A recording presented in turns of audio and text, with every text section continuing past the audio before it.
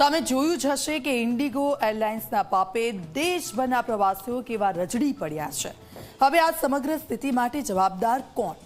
Airlines, સરકાર કે આખી વ્યવસ્થાની નિષ્ફળતા?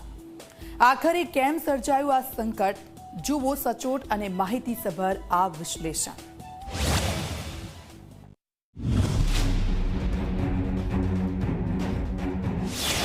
હવે સૌથી મોટો સવાલ, આ સંકટ માટે જવાબદાર કોણ? ઇન્ડિગોનું કહેવું છે કે પાયલટ્સની ભારે અછત છે, પણ સવાલ એ છે કે જો અછત હતી તો પહેલેથી તૈયારી કેમ ન કરી?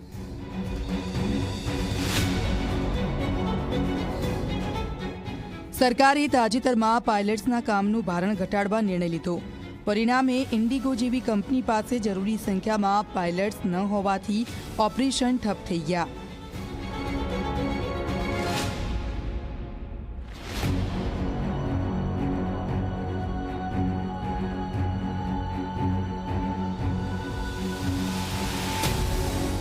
છેલ્લા 5 દિવસથી ઇન્ડિગોની જે હાલત છે અને ઇન્ડિગોની જે મોનોપોલીના કારણે જે કેન્સલેશન ફ્લાઇટો થઈ છે એના કારણે ખૂબ હેરેસમેન્ટ પબ્લિકને થઈ રહ્યું છે। ખાસ કરીને સામાન્ય પબ્લિક આના સફર કરી રહી છે। કોઈની વિઝા એપોઇન્ટમેન્ટ છે, કોઈ હનીમૂન માટે જઈ રહ્યું છે, કોઈ ઇમરજન્સીમાં જઈ રહ્યું છે, કોઈ કોર્પોરેટ મિટિંગ માટે જઈ રહ્યું છે કે કોઈ અન્ય કારણોસર સગાઈ પ્રસંગે જઈ રહ્યા છે। તો આવા સંજોગોની અંદર ફ્લાઇટો કેન્સલ થવાના કારણે લોકોને ખૂબ મુશ્કેલી પડી રહી છે। ખાસ કરીને જ્યારે ફ્લાઇટ ચેન્જ કરીને બીજી ફ્લાઇટમાં જવાનું થાય ત્યારે અમદાવાદ દિલ્હી, અમદાવાદ કલકત્તા, અમદાવાદ મુંબઈ જેવી સેક્ટરમાં 75,000 થી 80,000 જેટલા ભાડા જે વસૂલવામાં આવી રહ્યા છે તે લોકો ઉપર આમ જોવા જઈએ તો એક જાતનું પડતા ઉપર પાટું છે।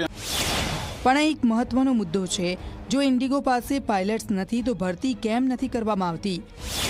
અને સૌથી મોટી વાત, શું ભારતનું એવિએશન સેક્ટર માત્ર એક જ એરલાઇન્સ પર નિર્ભર છે? ઇન્ડિગો આજે દેશની લગભગ 60% માર્કેટ શેર ધરાવે છે। એવું તો નથી લાગતું કે અમારા સિવાય ભારતમાં કંઈ નથી। આવો સંદેશ ઇન્ડિગો આપવાની કોશિશ કરી રહ્યું છે।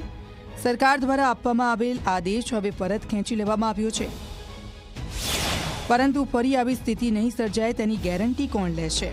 સવાલ માત્ર ફ્લાઇટ રદ થવાનો નથી, સવાલ છે મુસાફરોના વિશ્વાસનો, સિસ્ટમની તૈયારીઓનો અને એક કંપની પર વધતી નિર્ભરતાનો। શું સરકાર એરલાઇન્સ પર સખત નિયંત્રણ કરશે? શું ઇન્ડિગો જવાબદારી સ્વીકારશે? અને સૌથી મોટો સવાલ, આ દુર્દશાનો ભોગ બનતી આમ જનતા ક્યારે રાહત પામશે?